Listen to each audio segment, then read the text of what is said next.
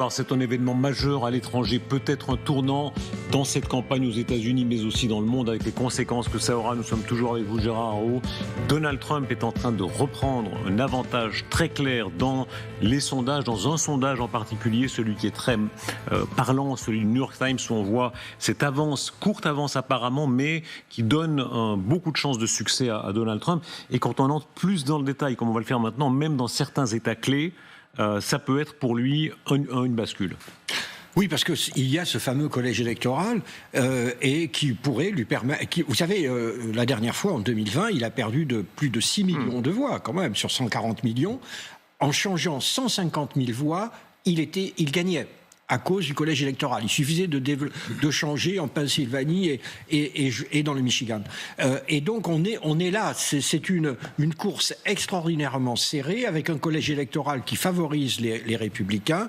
48%, c'est évidemment très dangereux pour la candidate démocrate. Et c'est pour ça que le débat va être quasiment décisif. Oui, ce sera un moment très important. D'ailleurs, on pourra le suivre sur LCI en direct dans la nuit. Ce sera rarement un débat aura été aussi décisif. Pourquoi ? Parce que tout le monde connaît Trump, hein, mais en revanche, le problème de Kamala Harris, d'une certaine manière, c'est qu'elle n'est pas encore connue d'un grand nombre d'électeurs. Et elle n'est pas connue aussi parce que elle a évité les débats télévisés, elle a évité jusque-là les interviews, et donc là, elle va être jetée dans la fosse aux lions. Et pour beaucoup d'électeurs, ça va être l'occasion de la découvrir. Or, un débat face à Donald Trump, vous savez, je ne sais pas si vous vous rappelez, c'était comme les débats face à Jean-Marie Le Pen. Oui. C'est très difficile face à quelqu'un qui ne respecte aucune règle, qui aligne les slogans, les contre-vérités, qui ne respecte pas la courtoisie, ce qui est le cas de Donald Trump. Vous êtes un peu désarmé. Soit vous allez sur son terrain et vous avez perdu, parce que les électeurs n'acceptent pas que vous fassiez du Trump. Donc c'est difficile. Et là, un registre à elle dit souvent, c'est moi qui parle, laissez-moi parler. Alors oui, ça, évidemment, ça peut aller une fois, deux fois, ça fait pas tout un débat. Et en plus, par-dessus les affaires, elle n'est pas très bonne. Hein. On l'a vu, je vous l'ai dit dans l'interview de CNN, elle n'est pas très bonne. Et donc pour elle, ça va être vraiment un problème. Hillary Clinton avait été balayée par Trump parce que justement elle était un peu techno, elle connaissait ses dossiers, elle était techno face à cette bête de scène. Donc on va voir comment Kamala Harris réussira elle à s'en tirer. Écoutez, Kamala Harris, elle prend la pleine mesure évidemment de l'enjeu pour elle, surtout après le sondage qu'on a vu. Écoutez de quelle manière elle dit je suis prête. Madame la vice-présidente, comment allez-vous réagir sur la scène du débat si Trump décide de lancer une attaque personnelle ? Ravie de vous voir. Êtes-vous prête, Madame la vice-présidente ? Prête. Alors. Voilà, mais c'est court. C'est très court, il faut bien dire. Mais c'est la manière dont toute sa communication est faite.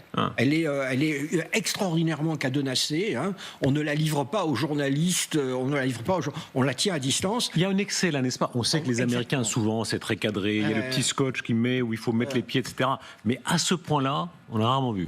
Oui, et là on peut se demander, alors il y a plusieurs hypothèses. Il y a l'hypothèse un peu positive de dire elle a intérêt à rester floue parce que son intérêt c'est à la fois de concilier la gauche démocrate, hein, mais aussi de rallier un certain nombre de républicains. Parce que quand même une des nouvelles qu'on a eues au cours des derniers jours, c'est de voir des républicains, et vraiment des républicains comme l'ancien vice-président Dick Cheney de George W. Bush, qui sont vraiment des républicains là, qui sont la droite de la droite, qui sont passés du côté de Kamala Harris par hostilité ou refus absolu de Donald Trump. Donc on peut dire, elle a intérêt à être floue, mais là, elle est au-delà du flou, elle est inexistante aujourd'hui. Trump va-t-il faire du Trump ?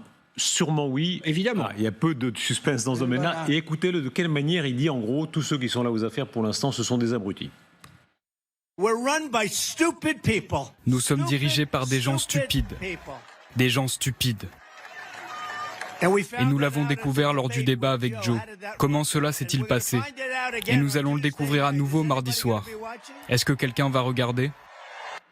Gérard Araud, un mot sur la longévité de Trump. 2016, on est en 2024. Il est là depuis très longtemps. C'est un fait, en réalité, ce n'est pas un accident, c'est une évolution centrale de la vie politique américaine et qui survivra à Trump.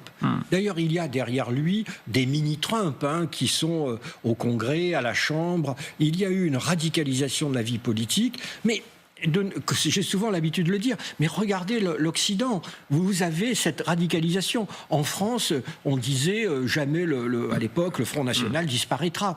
Il est là depuis 30 ans, depuis plus de 30 ans. Et vous avez un peu la même chose partout. Partout apparaît comme un fait central de la vie politique, une nouvelle droite, qui est une droite isolationniste, protectionniste, nationaliste. Et donc, je pense que le Trumpisme est là maintenant pour rester. La seule question est de savoir qui va l'incarner. Parce qu'une des faiblesses de ces populismes, c'est qu'ils sont fondés sur une personne, sur l'adhésion à une personne, beaucoup plus que l'adhésion à des thèmes ou à une politique. Mais au moment des Gilets jaunes, je pense que le président de la République, Emmanuel Macron, a eu beaucoup de chance que nous n'ayons pas eu pour incarner cette révolte d'avoir un Trump à la française.